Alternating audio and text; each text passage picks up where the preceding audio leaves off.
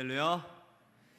자, 복된 절기 성령 강림 절기를 보내고 있습니다. 오직 성령으로 충만하라. 날마다 성령 충만한 은혜의 삶, 성령으로 충만한 교회 되시기를 주님의 이름으로 간절히 축원합니다. 자주 쓰는 말은 아닌데요, 우리가 가끔 쓰는 말 중에 착오라는 말이 있습니다. 착오. 이번에 무슨 착오가 좀 생긴 것 같아. 내 판단 착오 있던 것 같아. 지금 일에 착오가 생겼어. 흔히 무언가를 잘못 생각했거나 어떤 일이 잘못되었을 때 쓰는 표현, 바로 착오입니다. 판단을 잘못하면 판단 착오라고 하고, 계산을 잘못하면 계산 착오라고 합니다. 일을 잘못했으면 시행 착오, 또 그 시대에 맞는 사고와 행동을 잘못했을 때는 시대 착오라고도 합니다. 그런데 여러분, 이런 착오도 있습니다. 혹시 신앙 착오라는 말 들어보셨습니까? 신앙 착오. 우리 신앙에도요, 착오가 생길 때가 있어요. 오늘 본문에서 사도 바울은 갈라디아 교회 성도들에게 그 얘기를 하고 있어요. 오늘 사도 바울은 이런 말로 교인들에게 얘기합니다. 본문 7절을 한번 읽어봅시다. 7절 읽어보세요. 스스로 속이지 말라. 하나님은 업신여김을 받지 아니하시나니 사람이 무엇으로 심든지 그대로 거두리라. 아멘. 바울은 오늘 갈라디아 교회 성도들에게 이렇게 말합니다. 스스로 속이지 말라. 스스로 속이지 말래요. 이 부분을 쉽게 풀어 쓴 쉬운 성경을 보면요, 이 부분을 이렇게 번역합니다. 스스로 속이지 말라 이렇게 하지 않고 잘못 생각하지 마십시오, 이렇게 번역을 해놨어요. 바울은 말하는 거예요. 갈라디아 교회 성도들아, 잘못 생각하지 마십시오. 착각하면 안 됩니다. 스스로를 속이지 말고 잘못 생각하면 안 됩니다. 이런 얘기를 하고 있어요. 여러분, 이게 무슨 말일까요? 잘못 생각하지 마십시오. 여러분은 바울의 말이 지금 어떻게 들리십니까? 바울의 이 말은요, 당시 직접 이 말을 듣는 갈라디아 교회 성도들에게는 상당히 충격적인 얘기가 아닐 수가 없었어요. 그렇잖아요? 한번 생각해 보세요. 지금 이 말을요, 스스로 속이지 마세요, 잘못 생각하지 마세요, 착각하지 마세요, 만약 이 말을 여러분들이 직접 듣는다고 한번 생각을 해보세요. 누군가 신앙생활을 잘하고 있는 여러분들에게 하루는 찾아와서, 당신 내가 보니까 지금 신앙생활 잘못하고 있네, 당신 지금 뭔가 크게 착각하면서 신앙생활하고 있는 것 같아. 누군가 여러분에게 이렇게 말한다면 여러분 기분 어떨 것 같습니까? 그렇습니다. 제가 정말 신앙생활을 잘못하고 있었네요. 뭔가 크게 착각하고 있었네요. 알려주셔서 감사합니다. 이럴 것 같으세요? 이렇지 않습니다. 우린 누군가 나에게 내 신앙생활에 대해서 뭐라고 하면 당신이나 똑바로 해, 이렇게 말할 겁니다. 지금 당신이 뭔데? 당신이 나 신앙생활하는데 보태준 거 있어? 당신 신앙생활이나 제대로 봐. 아마 이렇게 말할 거예요. 아마 대부분 이렇게 말할 겁니다. 말하자면 오늘 이 말은요, 쉬운 말이 아니라는 거예요. 쉽게 할 수 있는 말이 아니라는 거예요. 그런데 이렇게 문제가 될 만한 얘기를 오늘 바울은요, 거침없이 합니다.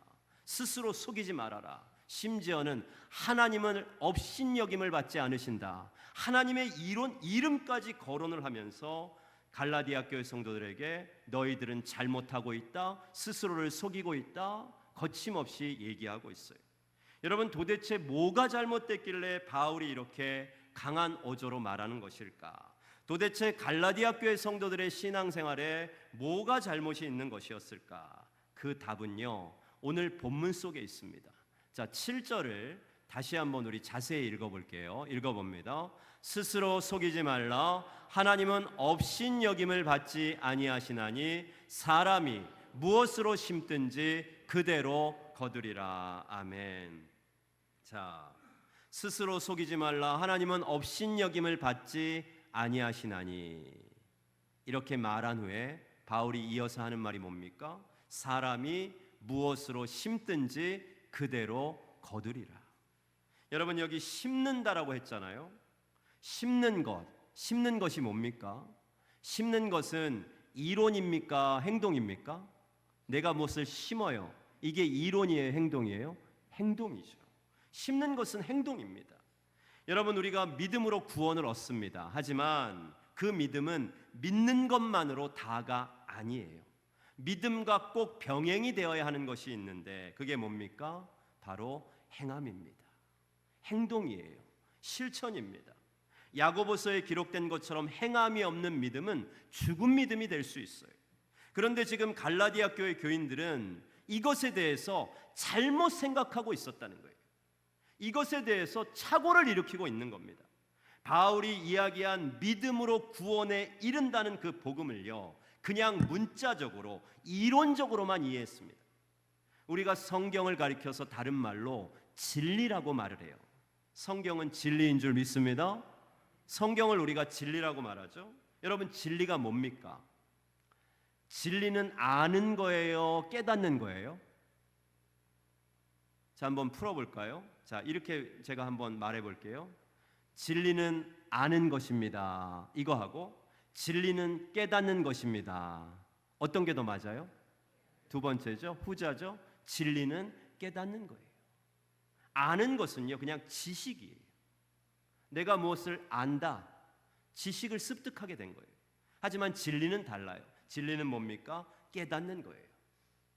좀 죄송한 얘기입니다만 우리가 성경을 아무리 수십 번 수백 번 읽어도요, 그 성경 말씀이 그냥 내 머릿속에 지식으로만 남아있으면 죄송합니다만 사실 아무 소용없습니다.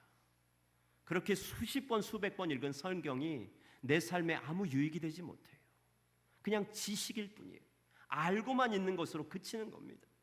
단 한 구절의 말씀이라도, 내가 성경을 수십 번은 못 읽었어도 성경 말씀의 단 한 구절이라도 깨닫는 삶이에요. 깨닫고 그 말씀대로 사는 사람이 여러분 복 있는 사람인 줄 믿습니다. 내가 성경의 단 한 구절의 말씀이라도 깨닫고 그 말씀대로 살 때 그것이 내 안에서 진정 진리가 되고 진정 복음이 되는 줄 믿습니다. 바라옵긴 우리 성암교회가 하나님께서 주신 이 진리의 말씀, 이 성경의 말씀이 우리 교회 안에 날마다 깨달아지는 진리의 말씀이 되기를 주님의 이름으로 간절히 축원합니다. 자, 그러면 아는 것과 깨닫는 것의 차이, 한번 이번에는 구체적인 예를 한번 들어볼게요. 아는 것과 깨닫는 것이 뭐가 다른가? 구체적인 예를 한번 들어봅시다. 예를 한번 들어보는 거예요. 여러분이 길을 가다가 어려움을 당한 사람을 만났습니다. 어려움은 여러 가지가 있겠죠. 아파서 쓰러져 있는 분들도 있을 것이고, 한 끼를 사 먹을 돈이 없어서 어려움 가운데 처한 분들도 있을 겁니다. 배를 굶주리고 있는 그런 분들도 있을 것이고, 여러 가지 상황이 있겠죠. 그런데 여러분이 가다가 이렇게 딱 봐도 이분은 뭐가 지금 어려움이 있구나 하는 그런 분을 여러분들이 만났어요. 성경에도 보면 선한 사마리아 사람 얘기가 있잖아요. 우리는 성경을 통해서 배웠습니다. 어떻게 배웠어요? 어려움을 당한 사람을 도와주는 것이 마땅하고 옳은 일이라고 우리는 알고 있어요. 그 사람을 위해서 선을 행하는 것이 이웃사랑을 실천하는 것임을, 그것이 하나님의 뜻임을 우리는 믿고 있습니다. 그런데 그것을요, 아는 사람은요 그냥 알고만 있고, 어려운 사람은 우리가 도와주고 이웃사랑을 실천해야 된다고 했는데, 그런데 그냥 알고만 있고 그냥 지나칩니다. 아는 사람은요 그냥 지나치는 사람이에요. 그러나 반대로 깨달은 사람은 어떻게 합니까? 이웃이 당한 어려움을 내가 도와줘야 한다. 깨달은 사람은요 어떻게든 그 사람의 필요한 것을 직접 도와주는 사람, 이 사람이 깨달은 사람이에요. 또 부활하신 예수님께서 하늘로 승천하시면서 우리에게 마지막으로 이런 말씀을 남기셨어요. 예수님 말씀이에요. 자, 사도행전 1장 8절 보실까요? 사도행전 1장 8절 읽어보세요. 오직 성령이 너희에게 임하시면 너희가 권능을 받고 예루살렘과 온 유대와 사마리아와 땅끝까지 이르러 내 증인이 되리라 하시니라. 아멘. 아주 유명한 말씀이에요. 그만큼 우리가 잘 알고 있는 말씀이라는 거예요. 아주 유명한 말씀이에요. 예수님께서 마지막으로 남기신 말씀이에요. 부활하신 예수님께서 하늘로 승천하시면서 우리에게 마지막으로 당부하신 말씀. 오직 성령이 너희에게 임하시면 너희가 권능을 받고 예루살렘과 온 유대와 사마리아와 땅끝까지 이르러 내 증인이 되리라. 주님이 오시는 그날까지 부활하신 주님을 이 세상에 증거해야 될 사명이 우리 신앙인에게 있음을 우리는 너무나도 잘 알고 있어요. 하지만 아는 것과 깨닫는 것은 달라요. 주님의 명령인 줄은 알지만, 이것이 우리 그리스도인들의 사명인 줄은 알지만, 복음을 전하고 증거하는 일에 살다 보니 여러 제약이 있습니다. 먹고 살기에도 바쁘고 혹은 시간이 나더라도 선뜻 밖에 나가 세상에 나가 복음을 전하는 것이 용기가 나지 않을 때도 있어요. 그러면서 우리는 이런 생각을 합니다. 내가 아니어도 누군가는 하겠지. 만약 우리에게 이런 마음이 있다면 우리는 그냥 이 말씀을 알고만 있는 사람일 뿐이에요. 이 말씀을 깨달은 사람이 못 되는 겁니다. 그러나 여러 어려운 상황과 형편 가운데서도 내가 때를 얻든지 못 얻든지 하나님 나라 복음을 직접 전하는 사람, 또 직접 복음의 말씀을 전하지는 못해도 내 삶 속에서 부활하신 예수 그리스도를 증거하는 삶을 살면서 한 사람이라도 더 우리 주님의 품으로 인도하는 사람, 여러분, 이런 사람은 바로 깨달은 사람인 줄 믿습니다. 저와 여러분, 우리가 언제나 하나님의 말씀을 깨닫는 사람 되기를 축복합니다. 이제 명확해졌어요. 아는 것과 깨닫는 것의 차이가 명확해졌습니다. 아는 것과 깨닫는 것의 차이가 뭡니까? 행하는가 행하지 않는가예요. 바로 행함의 차이입니다. 아는 것과 깨닫는 것의 차이는 행함의 차이예요. 말하자면 오늘 바울이 갈라디아 교회를 향해서 스스로 속이지 마세요, 잘못 생각하지 마세요 라면서 강한 어조로 얘기한 것은 지금껏 자신이 갈라디아 교회 성도들에게 전한 복음, 믿음으로 인하여 의롭게 되고 믿음으로 인하여 구원을 얻는 것에 대해서 그냥 알고만 있는 것, 그냥 성경 지식으로, 성경 이론으로만 알고 있는 잘못된 신앙 착오의 문제를 바울이 오늘 지적하고 있는 거예요. 여러분, 믿음은 알고만 있는 것이 아니라 행함이 있는 믿음이 복된 믿음인 줄 믿습니다. 우리 예수님께서도 이런 말씀을 하셨어요. 마태복음 7장 21절 한번 보실까요? 21절 말씀 읽어보세요. 나더러 주여 주여 하는 자마다 다 천국에 들어갈 것이 아니요 다만 하늘에 계신 내 아버지의 뜻대로 행하는 자라야 들어가리라. 아멘. 예수님은 말씀하셨습니다. 천국에 들어가는 사람과 못 들어가는 사람을, 나더러 주여 주여 하면서 행하지 않는 사람은 못 들어가요. 하지만 주여 주여 하면서 행하는 사람이 들어간다는 거예요. 여러분, 주여 주여가 뭡니까? 우리 흔히 주여 주여 하잖아요. 주여 주여, 기도할 때도 주여 삼창하고 하잖아요. 주여가 뭡니까? 우리 주님을 부르는 이름, 호칭입니까? 아니에요.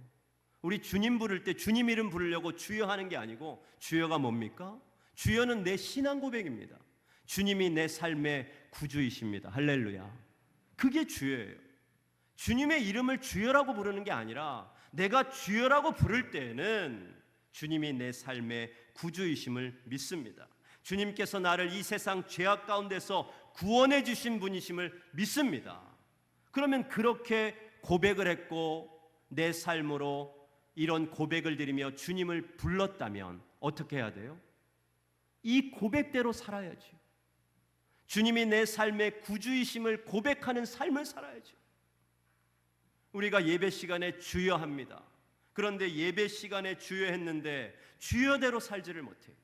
예배 시간에 아멘을 했는데 그 아멘대로 살지 못하고, 예배 시간에 할렐루야 했는데 이 할렐루야대로 살지 못한다면 우리 신앙생활은 지금 잘못하고 있는 거예요. 우리 신앙에도 지금 착오의 문제가 생긴 겁니다.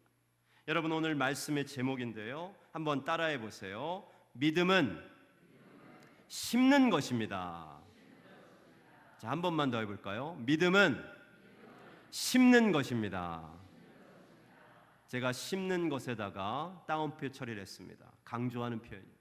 믿음은 여러분 그냥 내 손에 쥐고 있는 게 아니라 내 손을 펴서 심는 거예요. 행하는 겁니다. 믿음은 심는 거예요. 저는 믿음에 대한 여러 정의들 가운데 이 정의가 참 귀한 정의라는 생각을 해봅니다. 믿음은 심는 거예요. 무엇으로 심든지 그대로 거두리라. 하나님께서 우리에게 믿음이라고 하는 씨앗의 선물을 주셨어요. 정말 귀한 선물입니다. 우리에게 주신 선물. 하지만 그 씨앗을 내가 손에 들고만 있어서는 안 돼요. 그럼 어떻게 해야 됩니까? 심어야 돼요. 왜? 심어야 내 믿음이 열매를 맺는 거예요. 심고 거두는 것에 대한 성경에 아주 유명한 말씀이 있습니다. 이 말씀도 여러분들이 잘 아실 거예요. 시편의 말씀인데 시편 126편 5절에서 6절 말씀 한번 보실까요? 자, 한번 읽어봅시다. 눈물을 흘리며 씨를 뿌리는 자는 기쁨으로 거두리로다. 울며 씨를 뿌리러 나가는 자는 반드시 기쁨으로 그 곡식단을 가지고 돌아오리로다. 아멘. 유명한 말씀이죠. 믿음은 심는 거예요. 눈물을 흘릴지언정 심어야 됩니다. 울며 뿌릴지언정 심어야 돼요. 왜? 심으면 반드시 곡식단을 가지고 돌아오게 된다. 그 심겨진 것이 믿음의 열매가 된다는 거예요.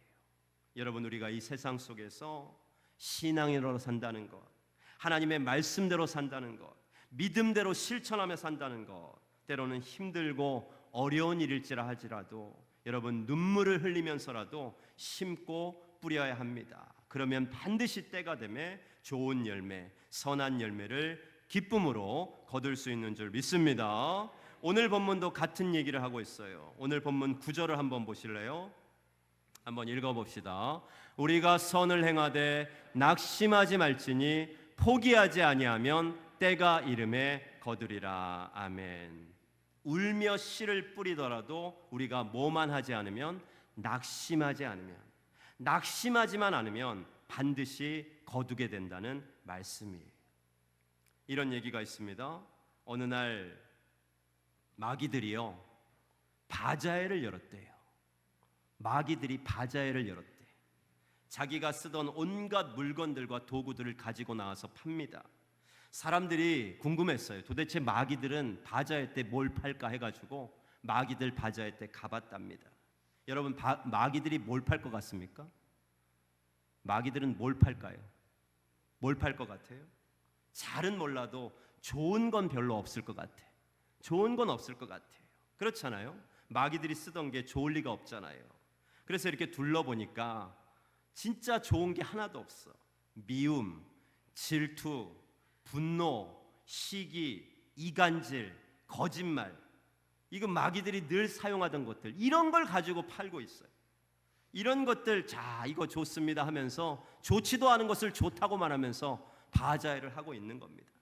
그러니까 사람들이 누가 이런 걸 살까 싶은 마음으로 구경을 하고 있는데, 한참 구경을 하는데 한쪽에 신기한 설명이 붙어 있는 물건이 있는 거예요.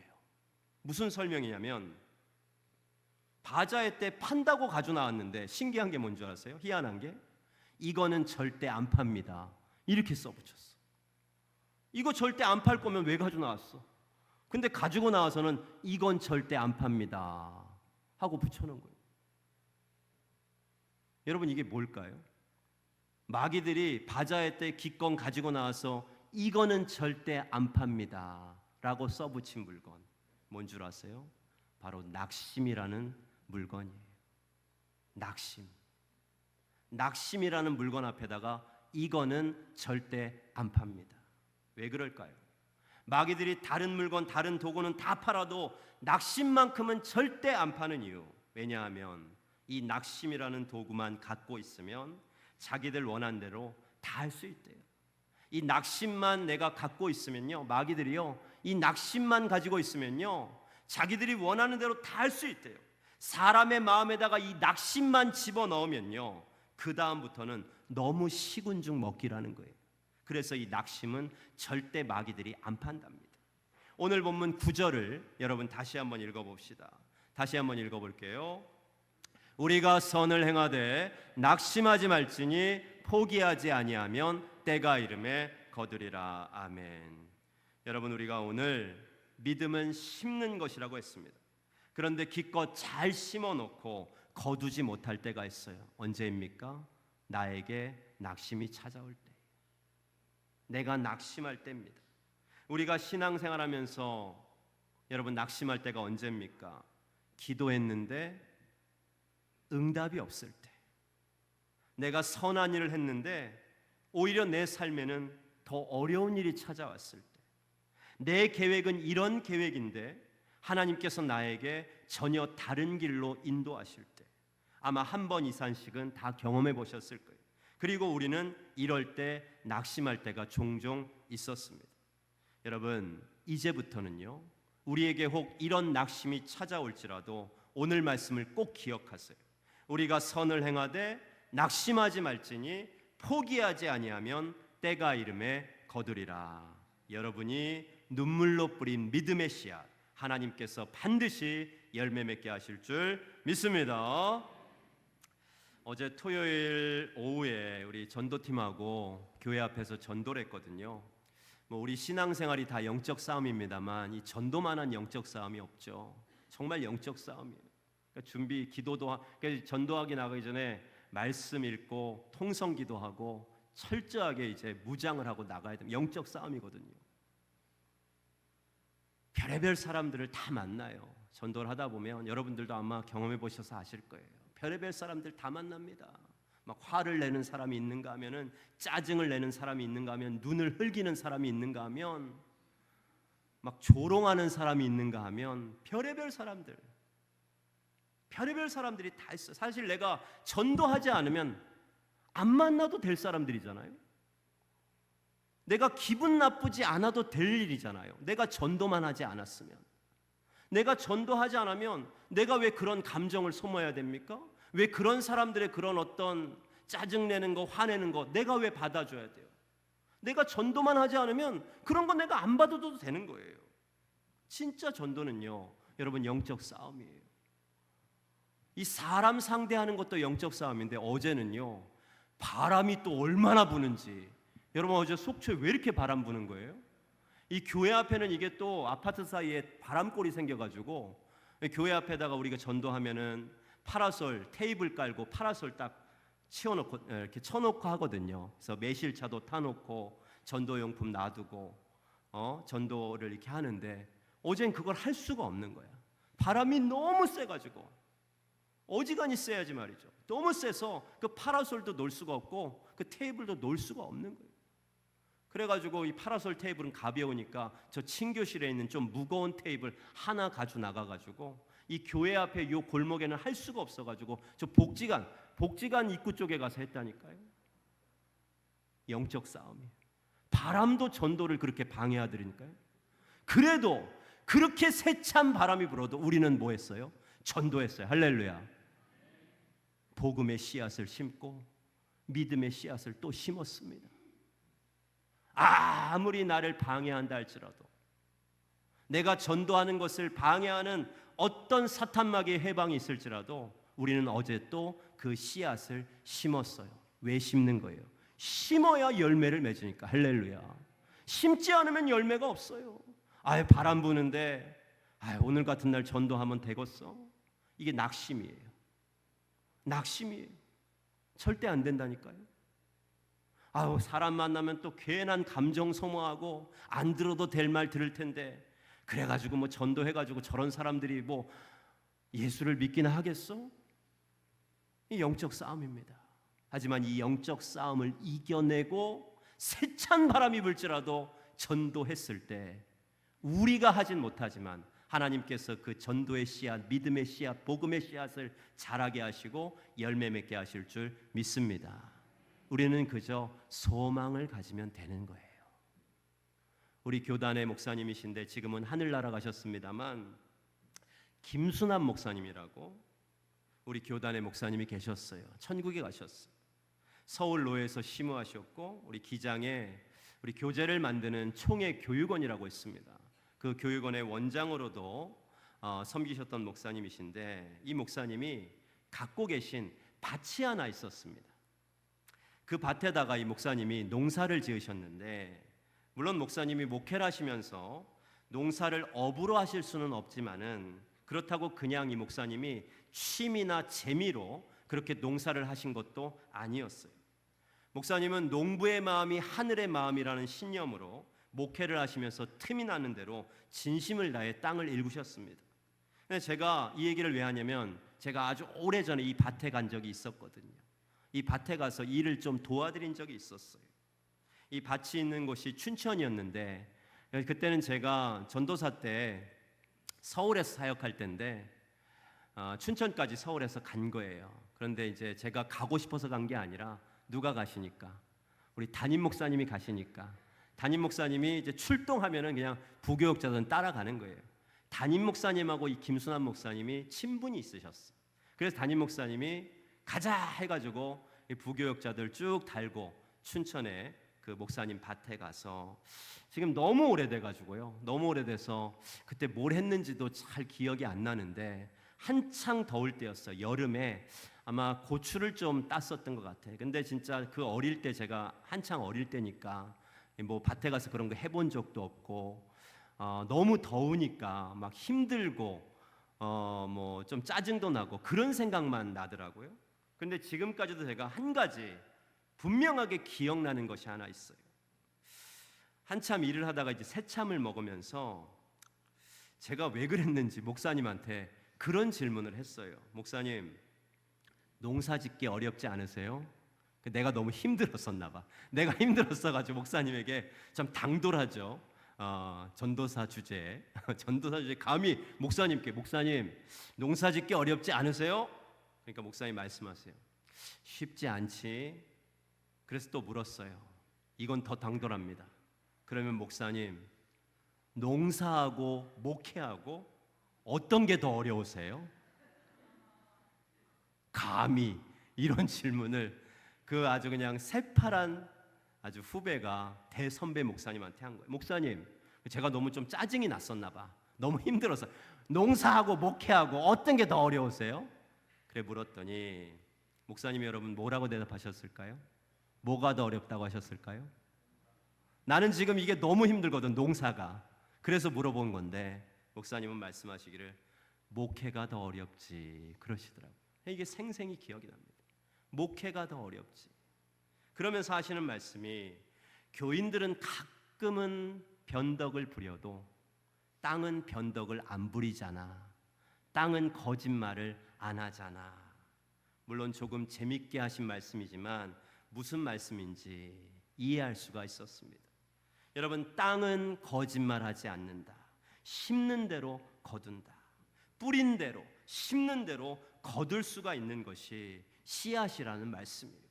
콩을 심으면 콩이 나고요, 배추를 심으면 배추가 나고, 감자를 심으면 감자가 납니다. 여러분, 지금 우리가 하고 있는 이 신앙생활은요, 마치 한 송이의 꽃을 피우는 일이고 한 알의 열매를 맺는 일과도 같습니다. 지금 당장에는 눈에 보이지 않아요. 지금 당장에는 눈에 보이지 않아도 우리 소망을 갖고 농부의 마음을 갖고 가무는 때라도, 비바람이 세차게 불어오는 때라도 눈물로 씨를 뿌리면 하나님께서 그 눈물의 씨앗 가운데 반드시 열매 맺게 하실 그 때를 믿음 가운데 기다리는 것, 여러분 이것이 바로 신앙생활인 줄 믿습니다.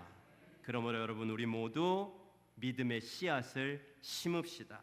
말씀 한 절이라도 내가 행함으로 심을 수 있는 믿음의 사람이 될 때 하나님께서는 우리의 그 믿음을 기뻐하시고 우리의 삶 가운데 아름다운 열매로 채워주실 줄 믿습니다.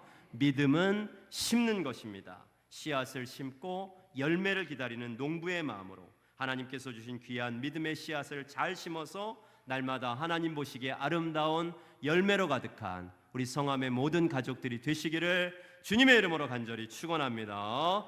기도하겠습니다.